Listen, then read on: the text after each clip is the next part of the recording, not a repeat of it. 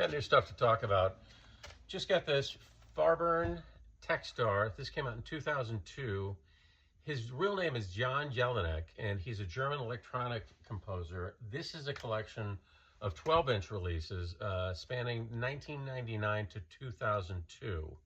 I bought his album under his name, John Jelinek, Loop Finding Jazz Records, and I talked about this in a previous video, and several people said, hey, do you know Farburn, his alias? I did not, so I grabbed this, and under the Farburn moniker, his music is more of a dub feel. It's more dancey, it's more upbeat, it's more active. Online, I tried to read up on the guy. It's described as glitch, experimental dub, and micro house. What's micro house? Apparently, it's a term used to describe German musicians and producers whose approach to house and techno emphasize space and subtleties, which to me kind of sounds like ambient techno, right up my alley. And I played this last night, all four sides. What a fantastic record, a lot of fun. And thanks to everybody that recommended I check this out.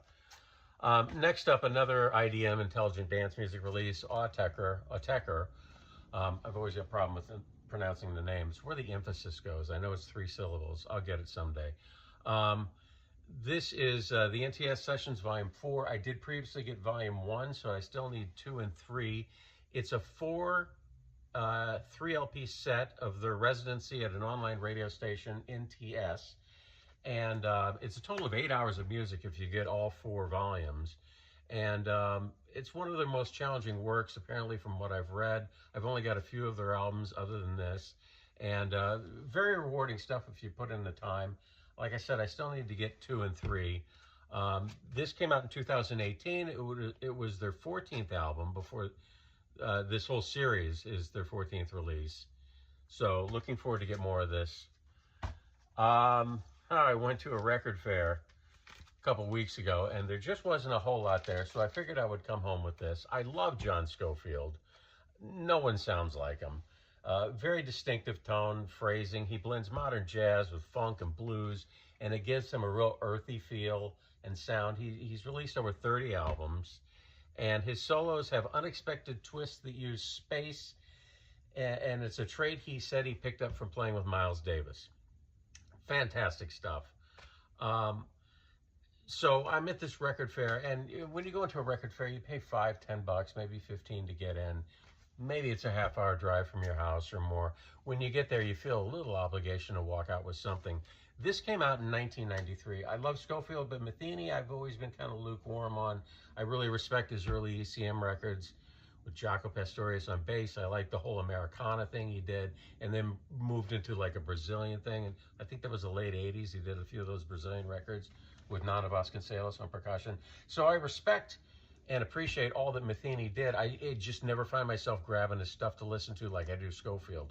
So maybe that's why this came out in 1993, and I'm just getting around to picking it up. I saw it at the record fair, and I thought, well, I'm not going home empty-handed. You know, and it is a solid record. Steve Swallow on bass, Bill Stewart on drums, and there you go. So I got this, and which kind of inspired me to get the new John Scofield. It's called Uncle John's Band on ECM. Came out in 2022, so he's due for a new one. They're billing it as more of a live feel. Like this is apparently what you're going to hear if you hear him live. And it has the same trio he's had for a long time. Bill Stewart again on drums, Vincente Archer on bass. It's spontaneous, and I got to tell you, after listening to both sides, it really is essential modern jazz guitar trio music. You should get it. He's a master. And there's some nice covers on here, too. He's doing Mr. Tambourine Man, Bob Dylan, Old Man by Neil Young, Uncle John's Band, which gives it the name, by Jerry Garcia and the Grateful Dead. Highly recommended. I love Scofield. Also at the record fair, I picked up this collection. It's called African Funk. It's on Harmless Records, which is owned by Demon Records. It's a British comp. Demon's a British company. They're owned by the BBC, the British Broadcasting Corporation.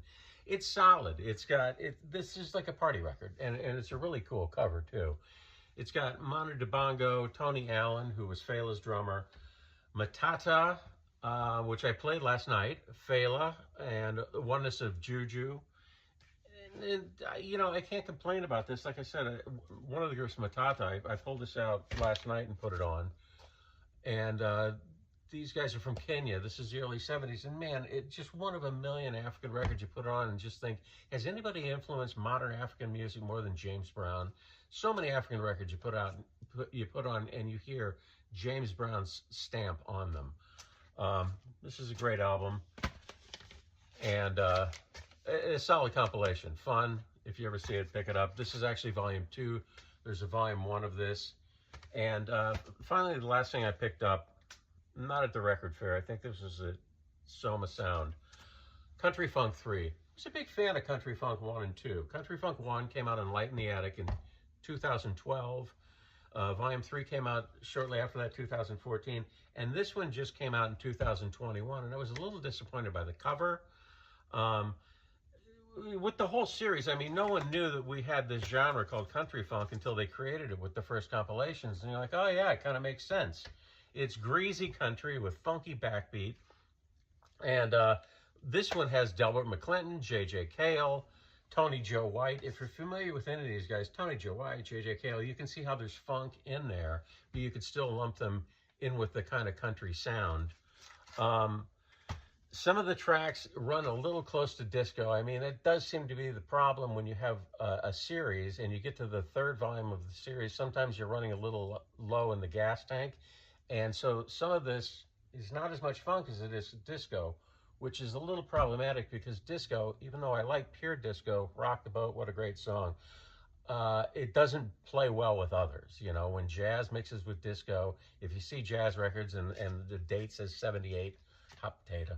Don't touch it. It might have a disco influence.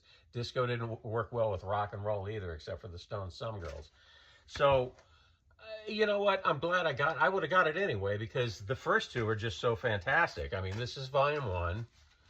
This is volume 2. And I also have to say the cover art with 1 and 2 were really nice.